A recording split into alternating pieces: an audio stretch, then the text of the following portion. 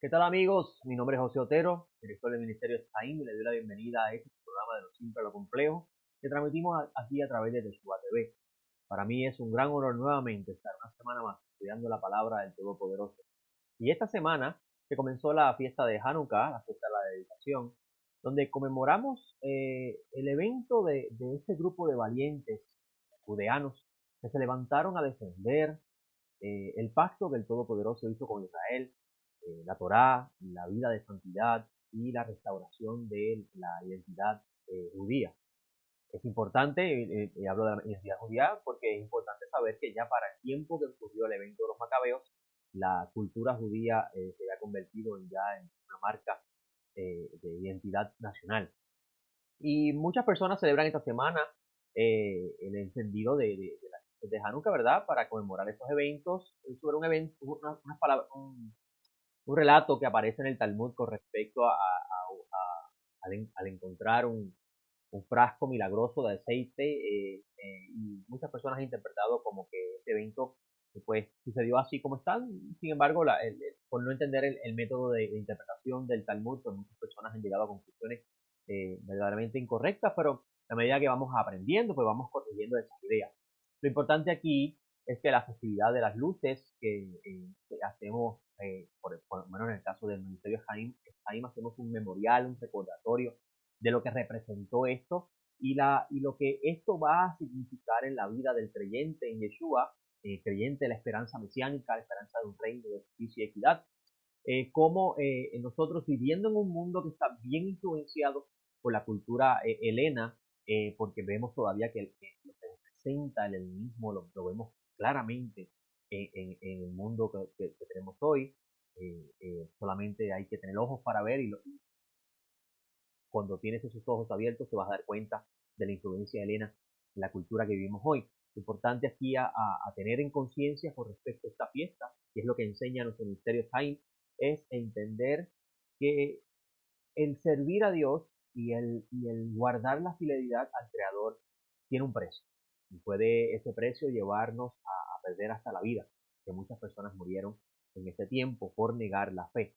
Y yo creo que eso fue lo que trató de manifestar, a expresar a Donero Yeshua cuando habló de la humillación desoladora que muchas personas han sacado fuera del contexto histórico de los eventos que ocurrieron, muy lamentable por demás, y le doy gracias al bendito por todos esos hombres que el Eterno ha tocado para que vayan a la historia, a estudiarla y a corregir estos errores, porque un ejemplo claro de esto lo vemos en el libro de Revelaciones, es un libro que se ha interpretado de eventos apocalípticos, ¿verdad? Y la idea del apocalipsis ha cambiado un sentido bien grande en su comprensión y las personas han entendido el texto de una forma que incluso han tratado, han trazado un método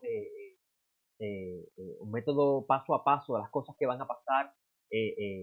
No me sale la palabra ahora, pero los eventos que van a ocurrir paso a paso hasta culminar y todas las interpretaciones que surgen, si te pones a mirar lo que está pasando a tu alrededor, te vas a dar cuenta de que esa escatología que se ha formado, el Todopoderoso la está haciendo quedar como en deshonra, porque no está fundamentada en los principios bíblicos que haremos a continuación. Ahora, para resumir, ¿verdad? Y poder comenzar nuestro comentario hoy, lo que quiero mencionar es que la fiesta de Hanukkah, el memorial de la dedicación, nos debe servir a nosotros como creyentes de Yeshua de reflexión de lo que representa eh, ser partícipe de esa luz al mundo. Porque una vez que nos unimos a la fe de Israel, estamos siendo partícipes de la luz que representa Israel para el mundo. Israel tiene la responsabilidad de iluminar al mundo con el monoteísmo, el conocimiento de Dios y su verdad. Y esta idea que representa lo que debe ser Israel para el mundo, es importante llevarlo en nuestra conciencia en esta fiesta de Hanukkah, porque si usted observa, Hanukkah casi siempre cae en la misma temporada, o mejor dicho, siempre cae en la misma temporada de la festividad de la Navidad. Y si usted mira lo que se ha convertido la Navidad, día, sabemos que sus orígenes son paganos, pero si miramos hoy en día lo que se ha convertido la Navidad, se ha convertido en un instrumento del culto y el placer y la búsqueda de la satisfacción personal y el bombardeo eh, de mercadeo para influenciar a las personas a que las personas compren, se envuelvan en deudas y coman, se diviertan, algo que promovía la cultura helena de cierta forma. Entonces vemos para nosotros el Hanukkah de otra forma. Y esto es importante, amigos, porque Hanukkah también se ha convertido en una fiesta similar a Navidad en el sentido de que las personas pues, no guardo Navidad, no celebro Navidad, pero entonces celebro Hanukkah. Y en Hanukkah hago las mismas cosas que hacía como y compro desmedidamente. Y no es que usted no le haga un regalo a su hijo o a su esposa, eso realmente eso no tiene ningún significado pagano. Pero cuando te envuelves en la corriente, la influencia del mundo y lo que representa esta temporada para el mundo, eh, realmente estamos convirtiendo entonces un evento importante en la historia del pueblo de Israel en una fiesta también de tendencia pagana. Y yo les pido, ¿verdad?, con temor del cielo, que meditemos en la forma en que estamos viendo la festividad. Y uso la palabra festividad con mucho cuidado porque realmente Hanukkah no es una fiesta, Hanukkah es un momento de recordar el precio que tienen que pagar los hombres por guardar la fidelidad a Dios. Vamos a comenzar con nuestro comentario. Antes de comenzar nuestro comentario, es importante primero bendecir al Todopoderoso por darnos la oportunidad de estudiar su Torah. Baruch atah Adonai Eloheinu melech haolam asher quidesh mitzvotav v'tzivanu la'asot mitzvot Torah. Bendito eres tú, Adonai, nuestro Elohim, el Rey del universo, que nos ha santificado con su mandamiento, como dice el precepto de estudiar, guardar, preservar y poner por obra las palabras de la Torah. Por favor, oh Eterno, haz que las palabras de Torah se atratan a nuestra vida, en nuestra boca, y con nuestros hijos y los hijos de nuestros hijos sean conocedores de Torah y puedan guardarla, vivirla y a su vez conocer por medio de ellos. Pero pedimos en el nombre y el mérito de nuestro Mesías, salud del mundo, Mashiach Yeshua. Amén. Bueno, amigos, vamos a comenzar con nuestras notas. La parashá que nos corresponde estudiar esta semana se llama Miquet y algunas traducciones dice al final de, otras dicen al cabo de. Yo prefiero decir al cabo de, ¿verdad? Porque todavía no he llegado al final del desarrollo de la vida de Joseph. Todavía quedan otras parashot. Ahora, hoy vamos a estar, antes de llegar a leer nuestras notas que tenemos para compartir con ustedes, vamos a hacer lectura de la Aliyah, que vamos a mirar el texto para poder entonces sentar la base de lo que vamos a estar estudiando. Vamos al capítulo 41 de Génesis, la parashá Miquet comienza ahí. Pero amigos, les recuerdo que nosotros en nuestro comentario de lo simple a lo complejo nos estamos envolviendo en un segmento, una alía por semana. Por tanto, se va a notar que nuestro comentario va a girar siempre sobre la base de esa alía. Y gradualmente vamos a estar añadiendo más aliot en la medida que avanzan los años para completar este ciclo de 7 años. Vamos a comenzar la lectura para aprovechar el tiempo que va avanzando. Al final de 2 años exactos, sucedió que Faraón soñaba, y aquí estaba en pie junto al Nilo. Y del Nilo subían 7 vacas gordas y hermosas que apacentaban en el juncal. Tras ellas subía del Nilo otras 7 vacas de mal aspecto y en juntas de carne. Y se paraban junto a ellas vacas a la orilla del Nilo. Y las vacas de mal aspecto y en juntas de carne devoraban a las 7 vacas gordas y de hermoso aspecto. Y despertó Faraón y se volvió a dormir y soñó por segunda vez y aquí 7 espigas gordas y buenas crecían de un mismo tallo. Sin embargo, he aquí otras 7 espigas menudas y secas por el viento oriental brotaban después de ellas. Y las 7 espigas menudas devoraban a las 7 espigas llenas y gordas. Y Faraón despertó. Había sido un sueño. Y sucedió que por la mañana, con turbado su espíritu, envió a llamar a todos los magos de Egipto y a todos los sabios, y Faraón les contó su sueño. Pero no había quien los interpretara a Faraón. Entonces el principal de los coperos habló a Faraón diciendo: hoy me acuerdo de mis pecados. Cuando Faraón se enfureció contra sus siervos y me puso bajo custodia en la casa del jefe de los guardias, a mí y al principal de los panaderos. En una misma noche, él y yo tuvimos un sueño. Cada uno soñó un sueño con un sentido peculiar. Y estaba allí con nosotros un joven hebreo, esclavo del jefe de los guardias. Y se lo contamos y él nos interpretó nuestro sueño. Y al cabo, ya cada uno interpretó según su sueño. Y aconteció que tal como nos había interpretado, así fue. A mí me restableció en mi puesto, pero al otro lo colgó Entonces Faraón envió llamar a José y haciéndolo sacar a prisa del calabozo, se afeitó, mudó sus vestidos y acudió a Faraón. Y ese es el texto que vamos a estar discutiendo hoy con respecto a la vida de Joseph y la función que va a tener Joseph ahora, luego de este periodo de 2 años de estar preso, 2 años adicionales a los que ya había vivido. Y sobre eso vamos a estar comentando en nuestro comentario. Vamos a comenzar con nuestras notas para poder así desarrollar lo que hoy vamos a tratar. Como pueden ver en su pantalla, el tema que vamos a estar desarrollando hoy se llama Lo Simple. Paró, que es faraón en hebreo, Joseph y Egipto. La primera alía, Génesis 41, 1 al 14. Vamos a comenzar nuestro comentario. La sección de la Torah que estudiamos esta semana, como les dije, se titula Miquetz. Al cabo de, se traduce en algunas versiones.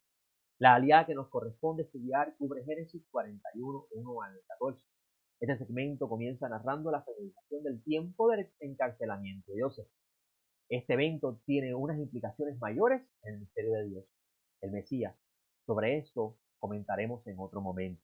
La salida de Joseph de la cárcel tiene en su comprensión simple su origen en un sueño que el faraón de Egipto tuvo. Según los expertos conocedores del antiguo Medio Oriente, los sueños tenían especial significado para los reyes. Se empleaban intérpretes para que le descifraran el sueño. Los antiguos creían que los sueños tenían su origen en la dimensión divina, y por razón de esta creencia, estos tomaban los mismos de manera seria. Se creía que los sueños contenían señales a través de los cuales los dioses comunicaban aquello que estaban por hacer. Estos sueños cargados de simbolismo requerían de un intérprete para que el mismo pudiese ser descifrado.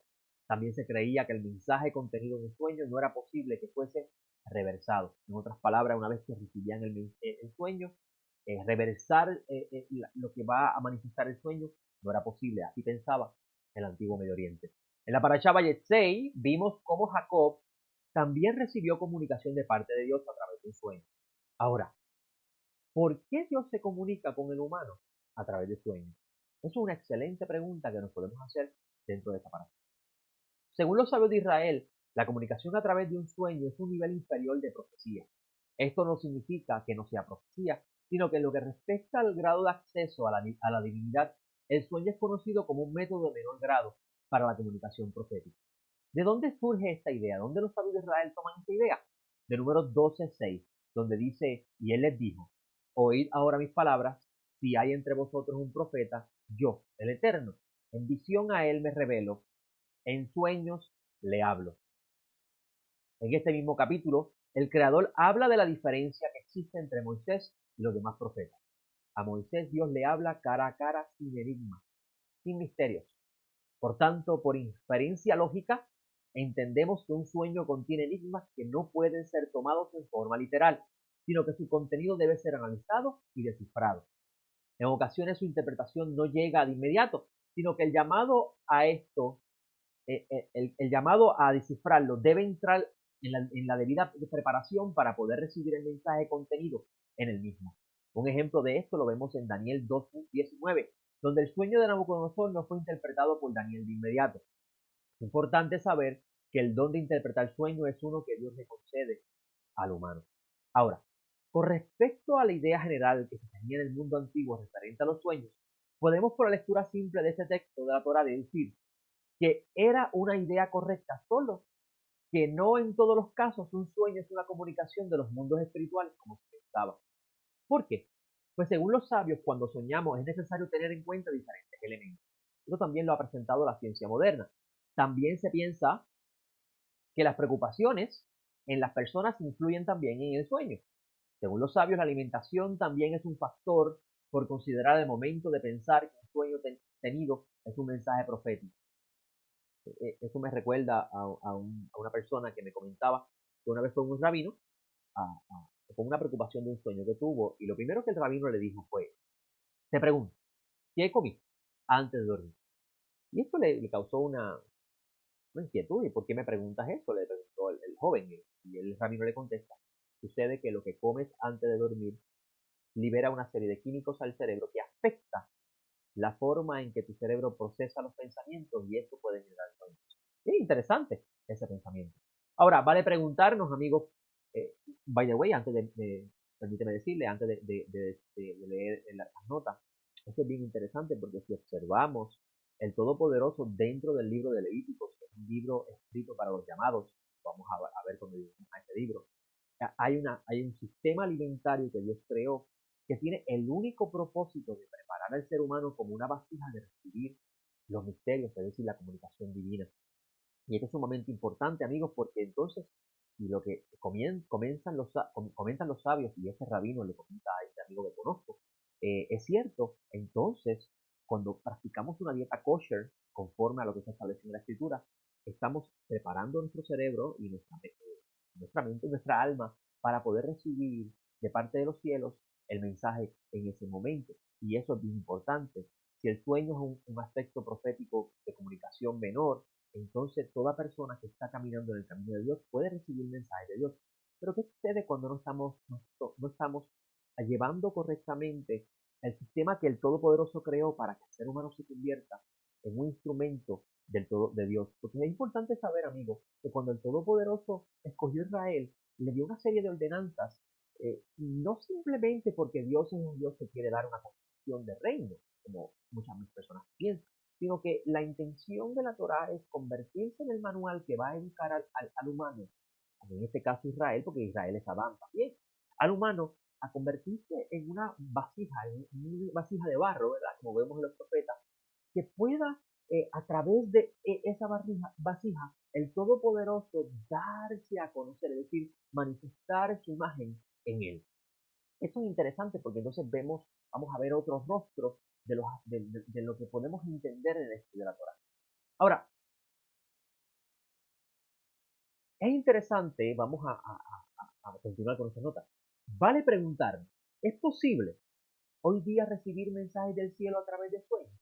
Si usted ha tomado en consideración lo que le estoy presentando con respecto a, por ejemplo, la idea de alimentación, sí es posible que el Todopoderoso continúe hablándonos a través del sueño.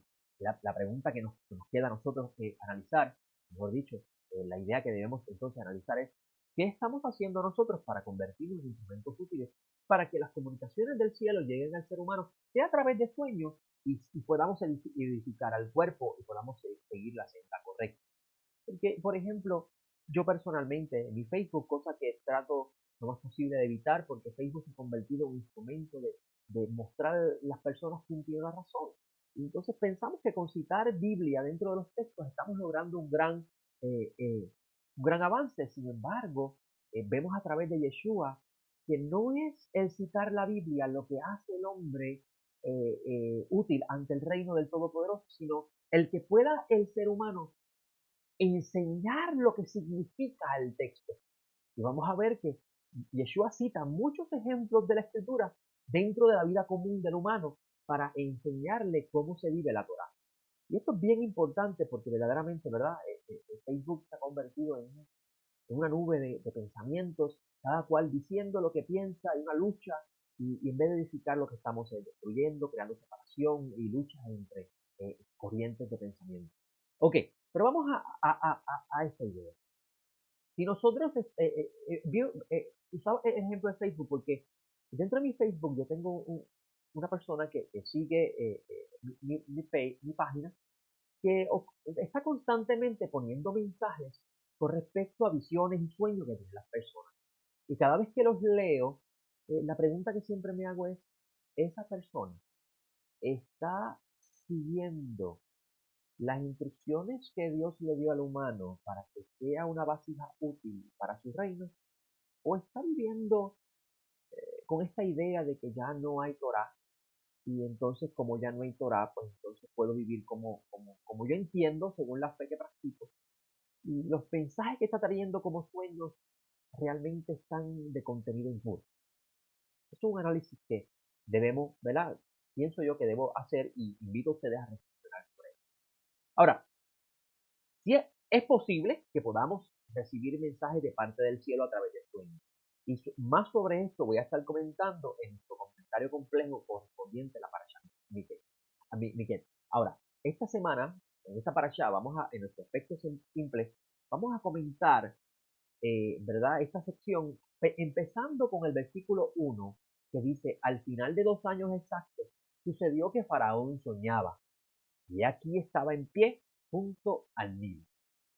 Vale preguntar, ¿por qué este sueño de Faraón tiene al Nilo incluido? ¿Qué representaba el Nilo para el Faraón y cuál es la relación que tiene el Nilo con el Paró? Paró es la palabra hebrea para Faraón. Amigos, para el Egipto antiguo, el Nilo era la fuente principal de sostenimiento. De él se extraía agua para el consumo y a su vez alimentar la tierra para sus cosechas. En sí, el Nilo es la fuente de sostenimiento de Paró, del faraón y su reino. Cuando hacemos la lectura de la Torá, es importante considerar que ella nos va a presentar diferentes rostros con respecto al entendimiento de la relación que va a tener el Adán, el humano, con el Creador y el mundo creado. Es importante recordar que Adán en sí lo que significa es humano o humanidad, dependiendo del contexto. El primer ser humano no se llamó Adán, sino que esta es una forma de hablar del ser humano sin identificarlo con nombre.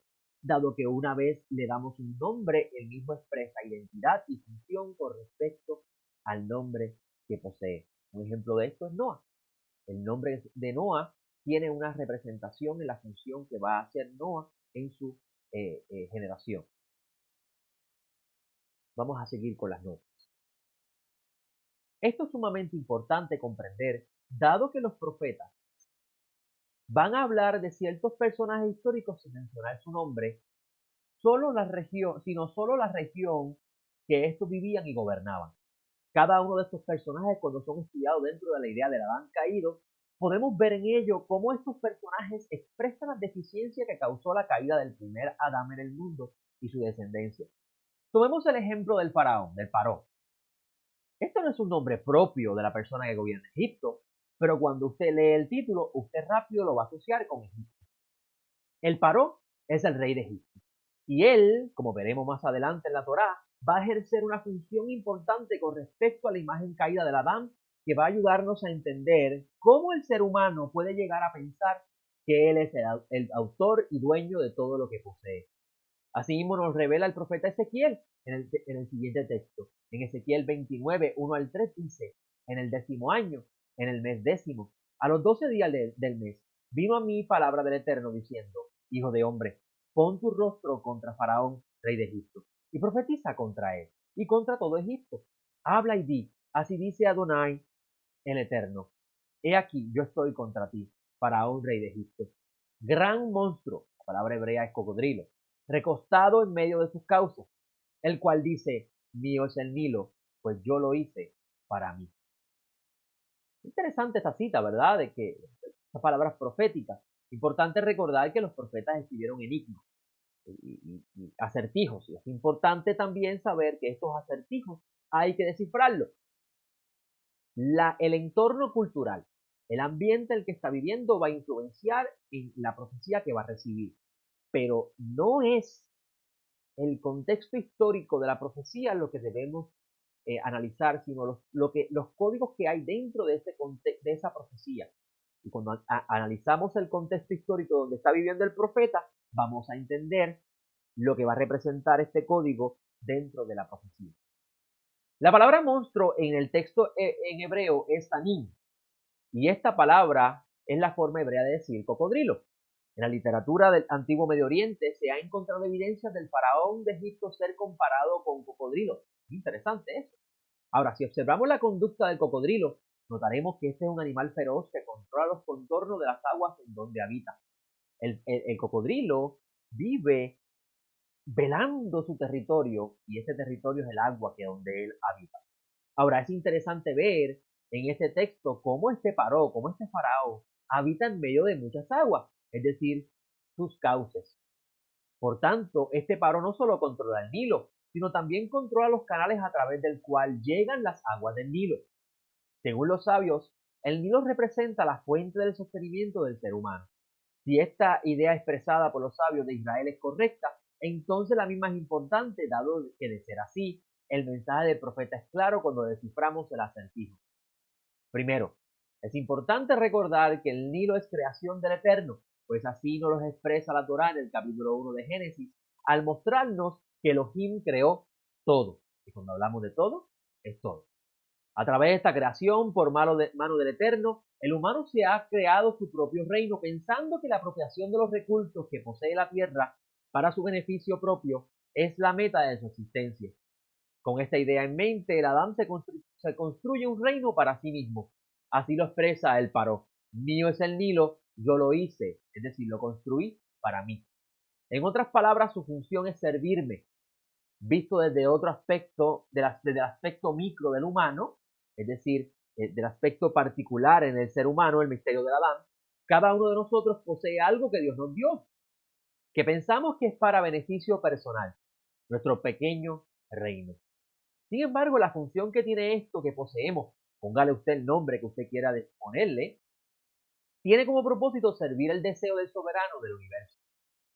Visto desde un lente macro, el Nilo es creación del Eterno y el faraón representa al rey, gobernador o presidente, en otras palabras, aquel quien es la cabeza del pueblo, quien debe darle el uso propio para beneficiar equitativamente a todos los creados.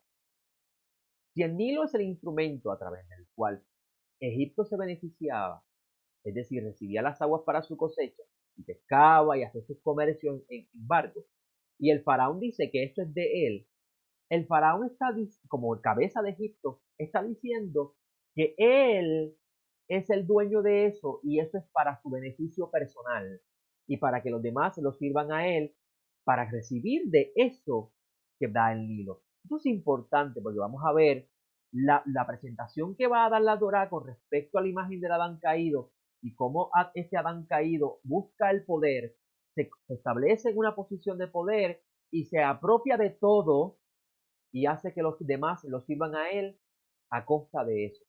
Y eso es bien importante porque vamos a ver lo contrario con respecto al plan de Dios, el Mashiach, para el mundo. Ahora, este absolutismo del Paró es lo opuesto al rey que pondrá el Eterno en su creación, el Mashiach. En el reino mesiánico que esperamos, está pronto en nuestros días, la humanidad en general gozará de justicia y equidad de la mano del rey, quien es imagen del Eterno aquí en la tierra. Elohim no hace acepción de personas y no creó lo existente para su beneficencia, sino que lo creado tiene como propósito el servir la necesidad de ser creado llamado Adán. Como imitadores del Mashiach, debemos esforzarnos en practicarlo, puesto que estos modelos que nos presenta la Torah y los profetas nos proyectan como símbolos del Adán caído. Aquello que Elohim ha creado y te ha puesto a ti a cargo de ello, no es para servirte a ti, sino para que tú seas el mediador, es decir, la vasija mediante el cual la bondad, el gesed del Eterno llega a otro. Esto es lo que significa ser un buen mayordomo del reino del Eterno. Ahora, siguiendo la lectura simple de esta parasha, leemos como el faraón de Egipto tiene un sueño en donde él estaba en pie junto al Nilo. Según los eruditos, para el pensamiento cosmológico egipcio, el Nilo representaba la dependencia de su existencia, la fuente de su mantenimiento. Es bien interesante porque los que estudian la vida de Egipto y los sabios de Israel coinciden en este pensamiento. Según los eruditos en el estudio de la vida egipcia, para los egipcios el orden natural era uno estático. Este pensamiento describe un patrón natural del tiempo donde las estaciones se movían continuamente desde primavera, que representaba para ellos nacimiento, al verano y otoño simbolizando la vida, hasta el invierno, quien representa la muerte. Los objetos dentro de la naturaleza seguían este mismo patrón. Incluso para ellos la vida humana también seguía este mismo patrón. Es sumamente importante para comprender, esta idea es sumamente importante, amigos, para poder comprender este sueño que tuvo Faraón, dado que el mismo representaría una alteración del ciclo estático de cómo estos percibían la vida y sus eventos. Quiero hacer una pausa aquí un momento en las notas. Como pudieron ver, según los eruditos, la vida estática que tenía Egipto era la cosmovisión que ellos tenían con respecto a la creación y en la función que ellos tenían. Y entre ese pensamiento estático que ellos tenían, existía la idea que el ser humano nacía, vivía y moría. Si usted pone a mirar ese pensamiento, es la forma del mundo vegetal. El mundo vegetal nace, funciona, vive y muere. Esto es parte del misterio de Egipto. Porque todos los que están atrapados dentro de este misterio llamado Egipto viven esa forma de vida. Nacen, viven y mueren. No nacen y se convierten en Abraham. Yo llegué aquí a este mundo para algo. Tiene que haber alguien grande que creó todo esto. ¿Cómo me relaciono con él? Y va en la vida pensando, buscando, tratando, intentando relacionarse con ese que lo trajo aquí. Y muere cumpliendo su función. Es interesante, porque los egipcios pensaban que la vida no se acababa, sino que la vida continuaba. Pero es interesante que si usted tiene esa idea, usted conoce esa idea del pensamiento egipcio, y va a las palabras de Adonenu Akadosh, donde dice, y esta es la vida eterna, que te conozcan a ti, el único Dios verdadero, y a Yeshua el Mesías a quien enviaste. Entonces, llevando eso dentro de este mundo que se llama Egipto en la profecía bíblica, podemos entonces notar, dar, percibir, comprender que nacemos para conocer al Eterno y no morimos. ¿Por qué? Porque vivimos eternamente, dado que lo conocimos a Él y a su Mesías. Interesante, porque entonces el ciclo estático de ese pensamiento egipcio, de nacer, morir, vivir, morir, y vivir eternamente, pero en el inframundo, en lo que llaman el mundo de los muertos, y volver otra vez a ese ciclo en el pensamiento que nos va a presentar la Torá, y inclusivamente las palabras de nuestro Santo Maestro, vamos a ver que la razón de ser de la existencia del humano y ser ubicado en este misterio del mundo físico que llamamos Egipto es poder conocer al Creador. Vamos a regresar, espero que hayan podido entender lo que estoy transmitiendo. Vamos a, a continuar con nuestras notas. El sueño que tiene Faraón dentro de, de esta idea del mundo egipcio es sumamente importante, dado que este sueño que va a tener el Faraón va a representar una alteración del ciclo estático de cómo los egipcios percibían la vida y sus eventos. Una vez al año los egipcios esperaban la inundación del Nilo, inundación que traería con ello la eventual abundancia de recursos resultantes de la llegada de estas aguas. Por la lectura de la Torá sabemos que este sueño trajo consigo el anuncio de un tiempo de sequía para esta nación dependiente de su recurso más valioso para el sostenimiento de su vida estática, es decir, su curso común de la existencia, el Nilo. Es importante saber que los cambios en el curso natural de la vida traen consigo alteraciones en la conducta humana. En algunos casos, esta alteración trae consigo un gran bien, y el ejemplo de esto lo vemos en la vida de Joseph. Y en otros casos, según el lente humano, un gran mal. ¿Y por qué digo según el lente humano? Porque realmente al final un gran mal se convierte en un gran bien si sirve el propósito por el cual fue creado.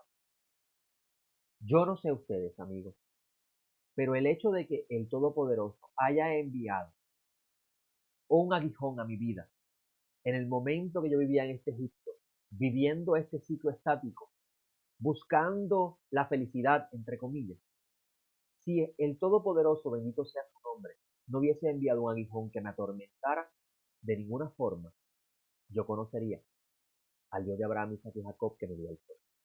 Por tanto, ese gran mal que vino a mi vida se convirtió en un gran bien, porque ese gran mal de parte del Creador vino. Alabado sea su nombre. Continuamos aquí, amigos. Entonces, es de seguro que durante este tiempo de sequía que vivió la tierra poblada, es decir, el mundo que estaba alrededor de Egipto, debió haber muerto muchas personas, dado que muchas de estas personas vivían ajenas al conocimiento de lo que estaba anticipado por el sueño que recibió el faraón. En este segmento, amigos, vamos a también ver un ejemplo del principio bíblico llamado bitajón. Bitajón no es otra cosa que confianza en Dios. Escribió Shaul de Tarso a la comunidad de creyentes en Roma. Esto está en el capítulo 8, versículo 28. Y sabemos que a los que aman a Dios, todas las cosas ayudan para bien. A los que son llamados conforme a su propósito. Según los sabios, Joseph, al colocar su confianza en el pedido que le hizo al copero, porque vamos a ver que en la paracha anterior, Joseph le descifra el sueño al panadero y al copero. Y a consecuencia de esta, de descifrar el sueño, le dice al copero, cuando te regreses otra vez al del faraón, acuérdate de mí. Y esto, la Torah lo pone en expresa para que usted vea cómo Joseph de repente perdió un poco de confianza en el Eterno y confió que ese don que Dios le dio de descifrar el sueño lo podía, al haber cumplido la función que tenía que hacer en ese momento, lo podía utilizar a la misma vez para beneficiarse en el sentido de que podría lograr salir antes de tiempo de la cárcel. Y esto es sumamente interesante porque los sabios de Israel dicen que el Eterno, por causa de este acto, le extendió su estadía en la prisión 2 años más. Y por razón de esto, la Torá, según los sabios, comienza en esta paracha diciendo, al finalizar de estos 2 años, sucedió que Faraón soñaba. En otras palabras, al finalizar estos 2 años adicionales que Dios le añadió a la estadía de Joseph en prisión, vino el sueño al Faraón para que saliera Joseph de su prisión. Me disculpan si ven mi perro en la grabación, pero mi perro últimamente me está acompañando en mis grabaciones. Luego de 2 años adicionales, Joseph estaba listo para salir de la oscuridad que rodeaba su vida. Oscuridad que sirvió para formar a este justo, que sería el canal a través del cual el bendito traería la salvación a su pueblo escogido y Egipto entero. A veces miramos los errores que cometemos y sus consecuencias como desgracias en la vida del ser humano. Usted podría decir, wow, qué clase de error cometió Joseph. Ahora por consecuencia de ese error va a estar 2 años. Sin embargo, amigos, cuando vivimos una vida de plena confianza en el bendito, que es lo que significa betajón, que es confianza en el Todopoderoso, convertimos la comprensión de estos errores y sus consecuencias en virtudes necesarias para el desarrollo de la imagen de Dios en el ser humano. Esto se logra cuando en nuestro interior manifestamos un genuino arrepentimiento del error cometido. El mejor ejemplo para exponer esta idea lo hallamos en David.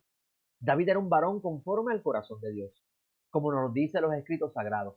Pero lo que hacía David grande para Dios era la capacidad que se tenía de aceptar que había cometido un error, arrepentirse con sinceridad y no volver a repetirlo más. Por eso David es conocido como el ejemplo del humano que logra vivir el reino de Dios. Sobre esto abundaremos en otro momento. Ahora, el tiempo de ocultamiento de Joseph estaba por terminar, como leemos en esta parashá. Por tanto, era necesario que de parte del cielo viniera sobre aquel que tenía autoridad para librarlo un sueño que por su contenido enigmático traería la liberación de aquel que interpretó 2 sueños estando en la cárcel. Todo era parte de un plan de Dios, para unir a Joseph con sus hermanos. Pero no solo eso, sino que Egipto entero por medio de Joseph conociera quién es el Elohim de Jacob, su padre. Es interesante ver cómo Hashem dirige el curso de la existencia. Su providencia es innegable en toda la creación.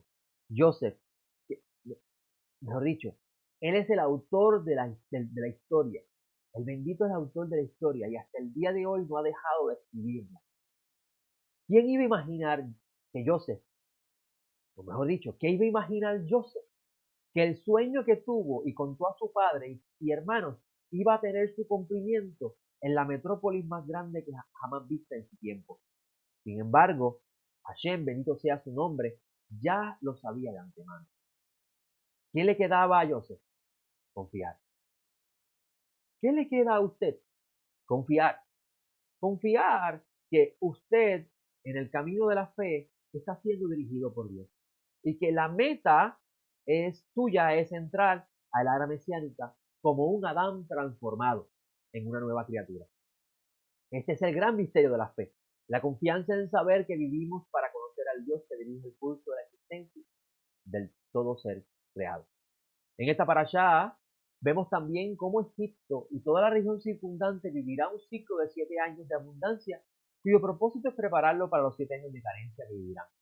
La razón de esto lo vemos en el transcurso del desarrollo de los eventos que culminan con la unión de la familia de Joseph, Israel.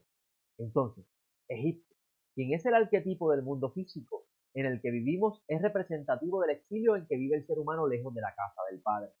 Pero el propósito de su existencia es formar a siervos como Joseph, modelo del justo que da su vida para que la voluntad de Elohim se cumpla a través de él. Quiera el Eterno que podamos comprender esto y no repetir el mismo error que cometió Israel de convertir a Egipto en su hogar permanente, como nos va a narrar la Torá en el libro de Éxodo.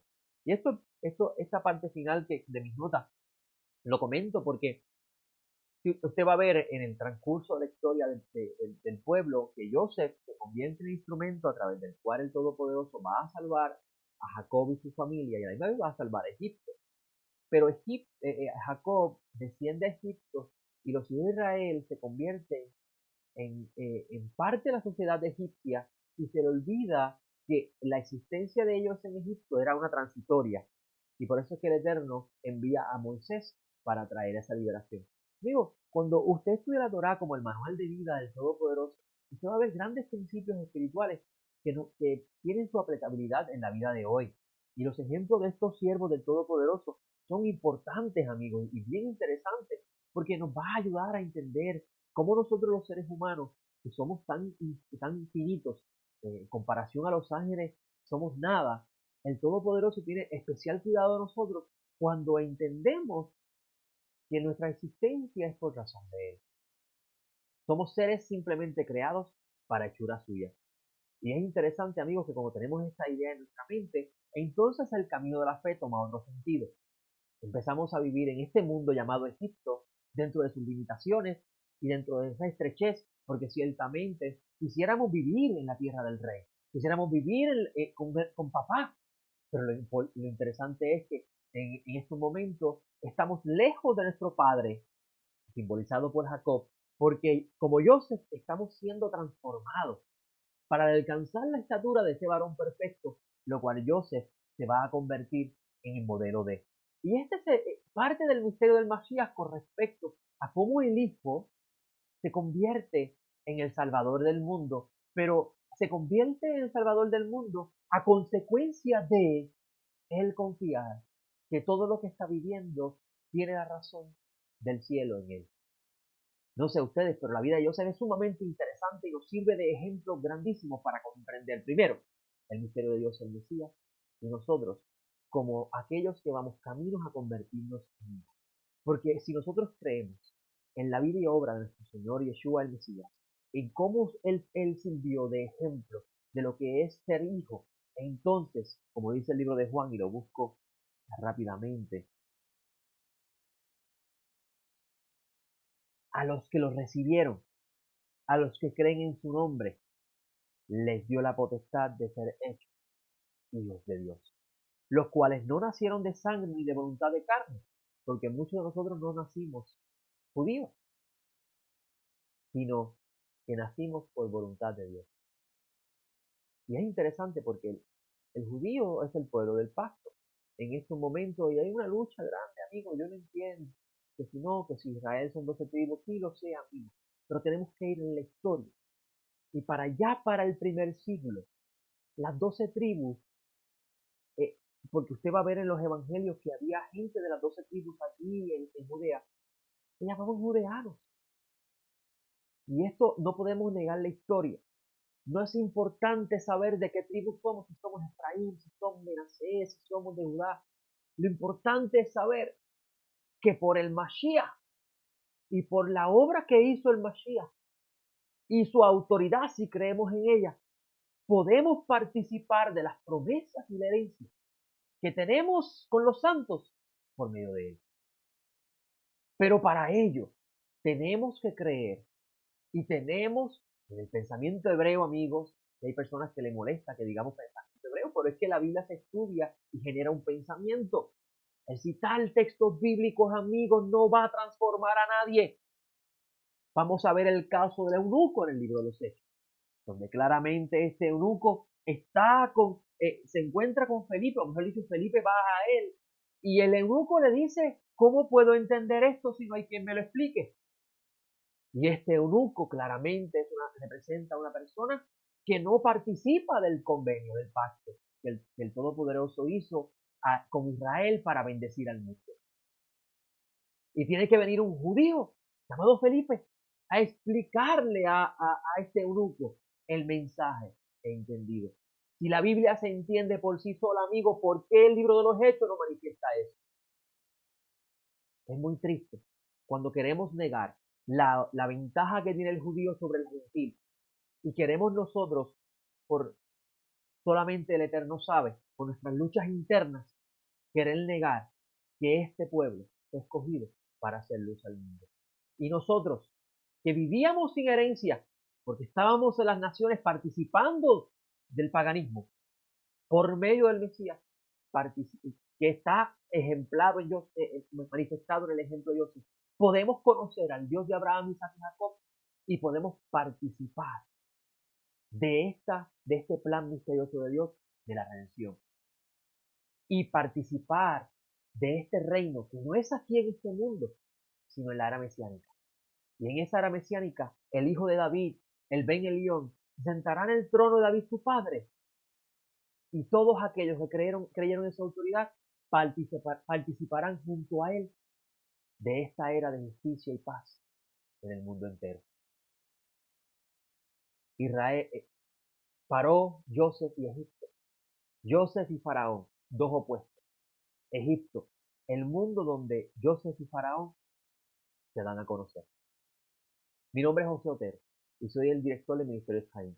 Y le pido, amigos, que nos mantengan sus oraciones, pero que también pongan en sus oraciones a Teshuva TV, que ha diseñado una plataforma para educar y llevar el mensaje de redención a todos aquellos de habla hispana que desean conocer al Dios de Abraham y Jacob.